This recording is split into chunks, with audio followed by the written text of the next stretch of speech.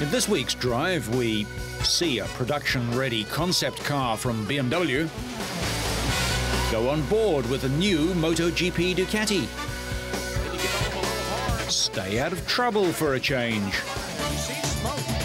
and follow a century of motoring down under in this week's 100th episode of Drive.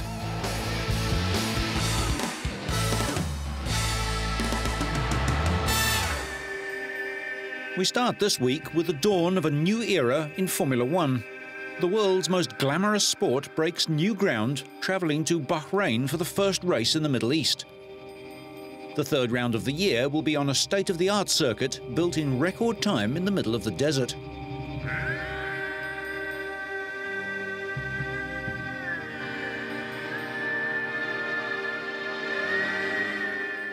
Well, we haven't got anything in that part of the world, and I've been looking to go to somewhere in the Middle East and the Gulf for a long, long time. So we were lucky when the people from Bahrain come along, and we thought that was the right place to be. It's going to be a really magic, lovely circuit, and they've done a super job. I think we've got to move east. You know, I genuinely believe that unless Europe wakes up, certainly in the next few years, we will be a third world economy.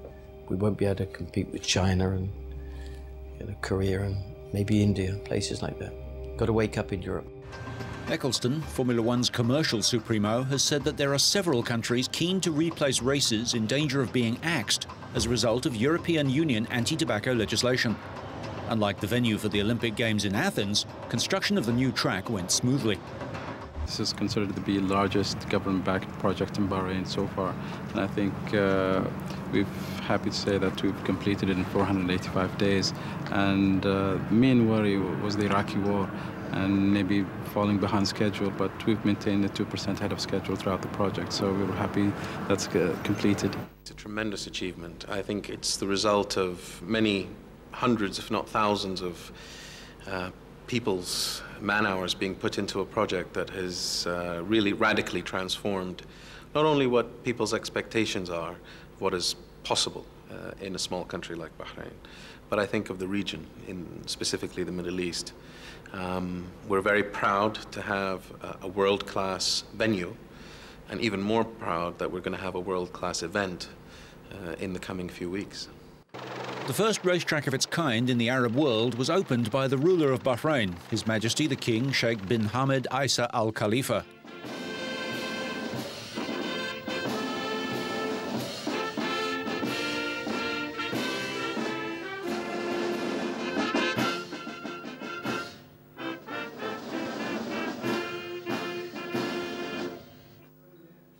Former Grand Prix driver Jean Alesi drove Juan Manuel Fangio's 1955 Mercedes-Benz 196 Streamliner on a demonstration lap of the 5.4-kilometre track. The Frenchman Alesi raced for several teams, including Ferrari, Jordan, Benetton, and for his Ferrari teammate Alain Prost. He won the Montreal Grand Prix on his 31st birthday in 1995 and now drives a Mercedes in the German GTM Touring Car Championship. As a big fan of motor racing, I just can say thank you to the people who make our sport big, like it is at the moment in Bahrain. There is two possibilities to organize a Formula One Grand Prix, or using facilities like middle of the city and doing something in between, or going on the hardest way, like in Bahrain, which is starting from zero and making maybe one of the best circuits in the world. The historic Silver Arrow was driven by legends like 5-time world champion Fangio and Alberto Ascari. BMW Williams test driver Marc Genet and Alesi then took to the track for an historic showdown, an exhibition time trial between last year's Williams FW25 and the Saudi Williams FW07. This was the car that gave Alan Jones his 1980 world title. Well, it's very important because I've been trying to do something in the Middle East for a long time. And we sort of nearly got there at different occasions and missed for whatever the reasons have been. I can't even remember now. But it is very, very important. It's one part of the world which is obviously a big, important part of the world, and we need to be there. And I'm very happy that it's Bahrain. The $150 million track was designed by Herman Tilke, who also designed Malaysia's Sepang circuit. The design challenge was, first of all, that we are in the desert and we are in an Arabic country. This is a big challenge because we cannot do something that's already present in Europe.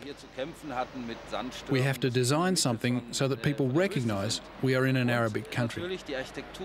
So this was the difficulty. And also the sand, of course. We are in the middle of the desert.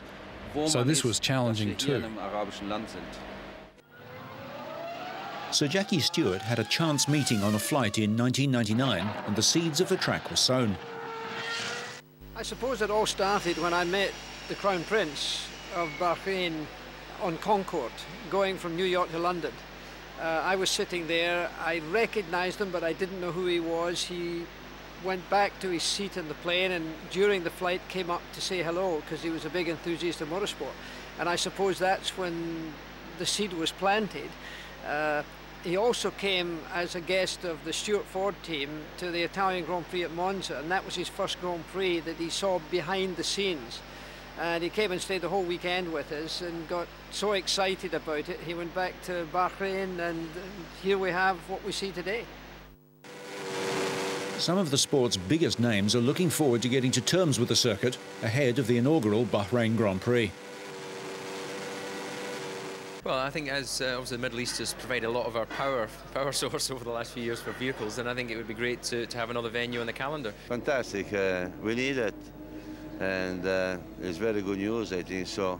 Bernie done a very good job to make this race happen, and I believe every team principal is very exciting, and including the driver. First of all, I don't know why we are not there already. I mean, this is certainly a part of the world which especially for television is very good because of time changes and other things.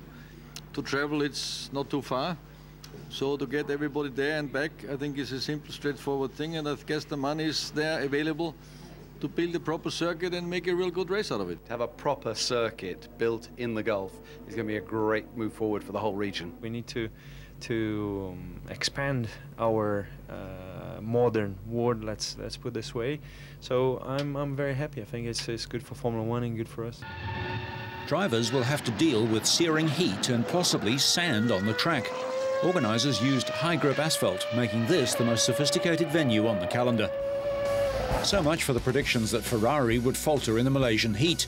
Schumacher has won both races, although Montoya got closer at Sepang and Button's third was his first podium. The red team already have double the points of their next nearest rivals, causing many long faces among other teams. Yet it's looking like a vintage year already.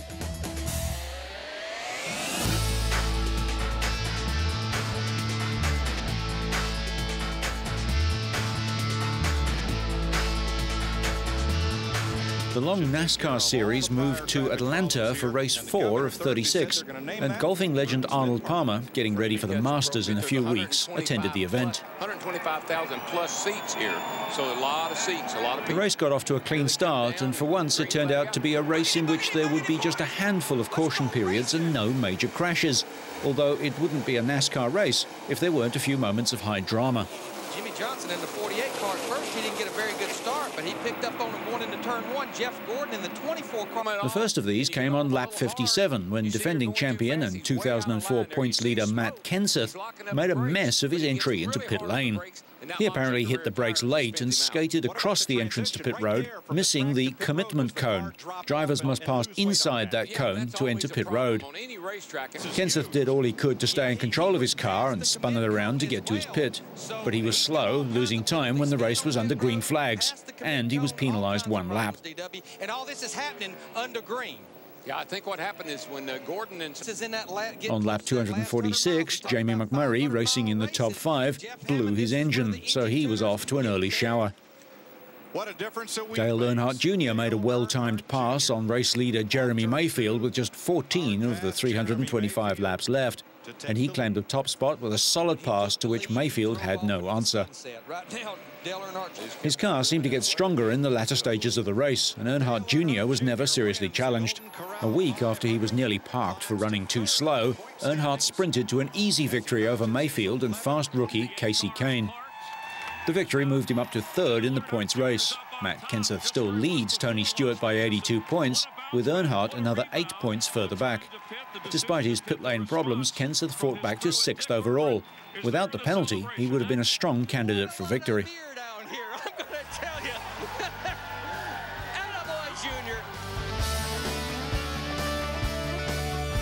At the recent Geneva Motor Show, BMW showed the proposed new M5 flagship performance saloon. They call it a concept car, but it's very close to production ready, if the market is ready for what lies under the bonnet, a 5-litre V10. A deep front valence and more muscular front end is integrated into the car's nose. Side and rear skirts are added, and a slight rear spoiler, large alloy wheels and the trademark 4-tip exhaust show this is the king of the 5 Series. Legendary German driver Hans Stuck has driven the car. It's an incredible car. Above all, if you like a sporting style, and I do, and I'm sure you do too, you'll be really thrilled. This car makes your dreams come true. It has a great engine, and you shift gears with paddles like in Formula One. Then you've got the sports mode transmission, so typical of BMW, and all that comes in a comfortable luxury saloon. It really is everything you need. In much the same way that the previous generation M5's V8 engine impressed with its refinement and performance, the new V10 is set to raise the bar on all engines. The new engine lives up to the 5 in 5 Series. The 5-litre V10, derived from BMW's own Formula One technology, gives 500 horsepower and 500 Newton-meters. Such high levels of performance are made possible by specially modified bivanos camshaft timing, individual throttle butterflies and engine electronics derived from the BMW Williams Formula One car. These are linked to an enhanced traction control system, a variable limited slip differential and uprated brakes. BMW is expected to offer 2 transmissions, a 6-speed manual and a semi-automatic 7-speed sequential manual gearbox. Based on the 5 Series saloon launched in 2003, both cars benefit from an aluminium chassis and lightweight aluminium front body panels. Not being a production car, BMW aren't making firm claims about performance, but 0 to 100 in less than 5 seconds and 0 to 200 kilometers an hour in around 13 seconds are plausible, making the M5 probably the world's fastest 4-door saloon. The M5 should make its way into dealers' showrooms in the 3rd quarter of this year. The V10 engine used in the M5 will also go into the upcoming M6, and a shortened version made into a V8 will make its way into the next generation M3. While BMW insists this is strictly a concept car, I'm betting a production version won't look too different from this.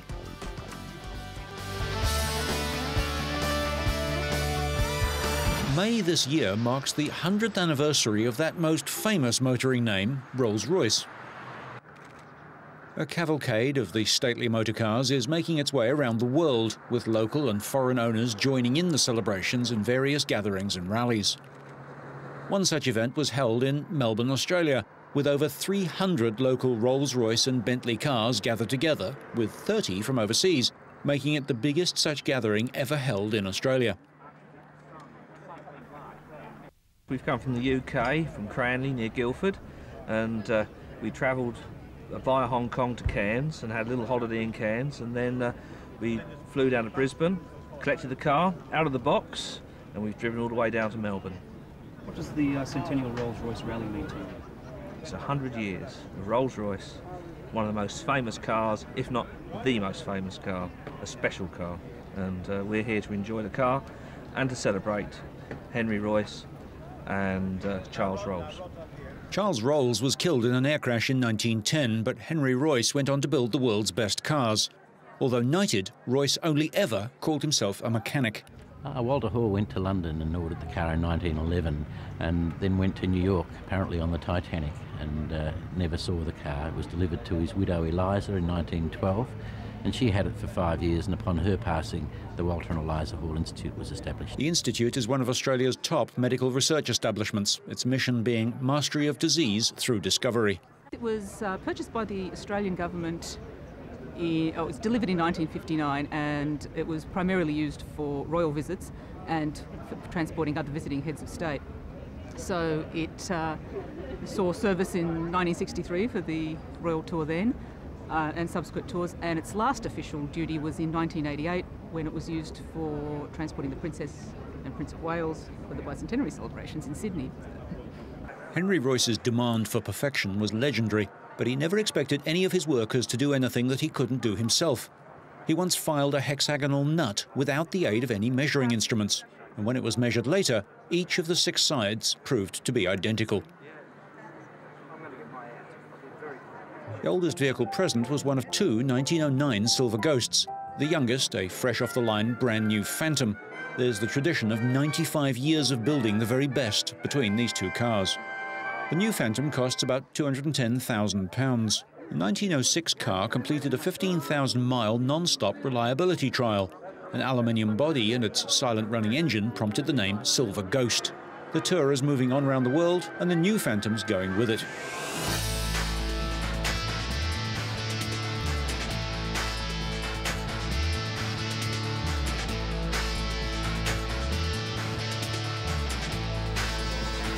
This year's MotoGP World Championship starts in mid-April at the Fakisa Raceway in the middle of South Africa's goldfields.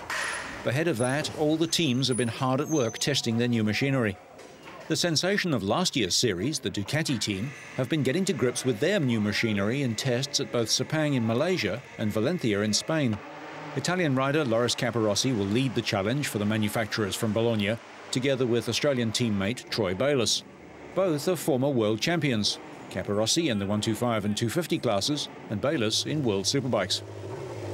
This year, weight has been cut and the engine makes more power, now over 230 horsepower at 16,500 RPM. A tubular steel frame is used, typical of all Ducati's bikes. The new version makes it easier to remove the engine, but dimensions are the same as last year's bike.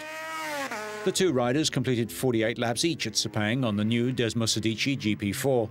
Capirossi, who finished 4th in last year's championship, was impressed with what the engineers have achieved so far.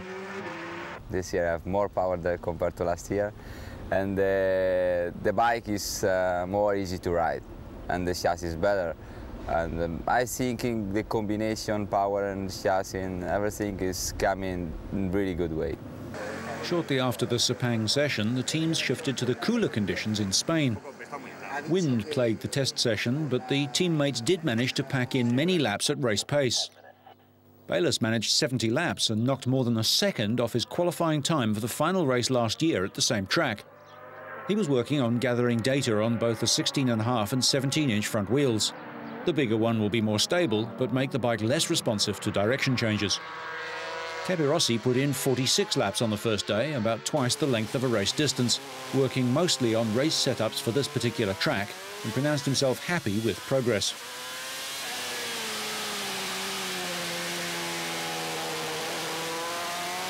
Bayliss, who was 6th last year in his first season in MotoGP, considered the handling much better than last year's bike.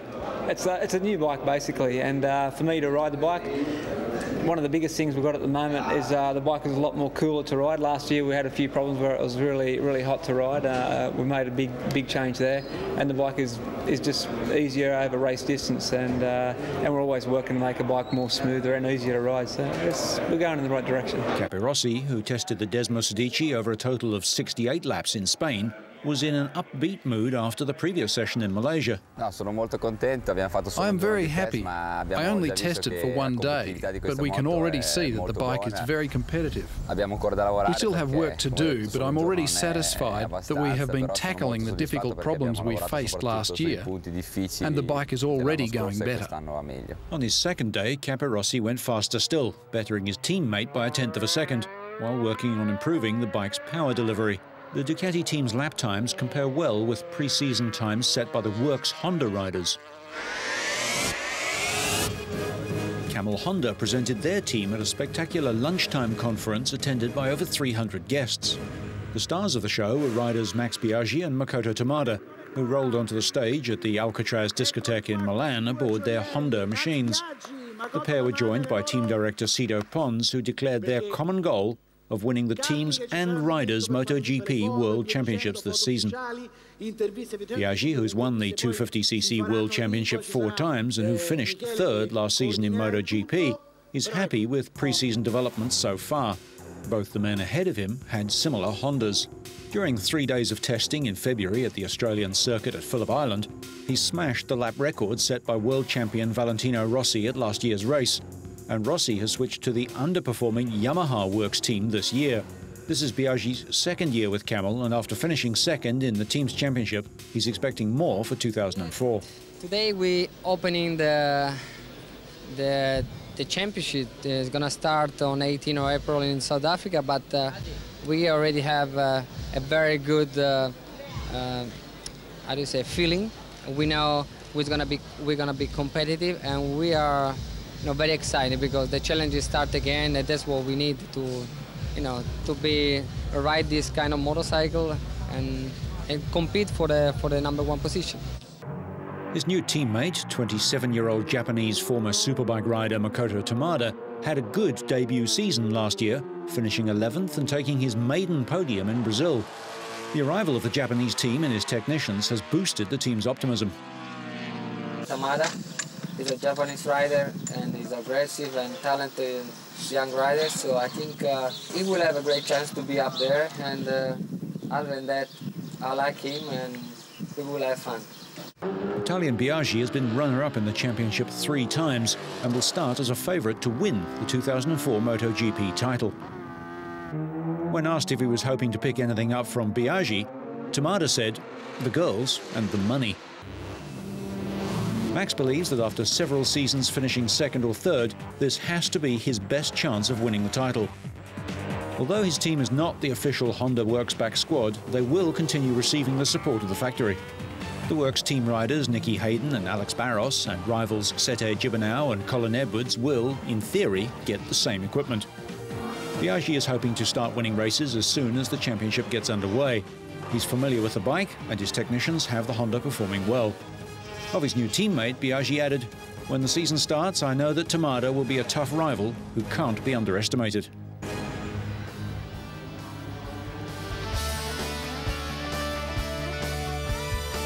The US military has put out a call to engineers around the country. Bring us a breakthrough robotic vehicle, and we'll give you $1 million. It's all part of a grand challenge race of unmanned vehicles organised by the United States Defense Advanced Research Projects Agency, or DARPA, who'd hoped to accelerate the development of autonomous vehicle technology that can be applied to military requirements. 21 teams converged in California. Their goal? To make it from the desert town of Barstow to the finish line in Nevada without any input or remote control from humans.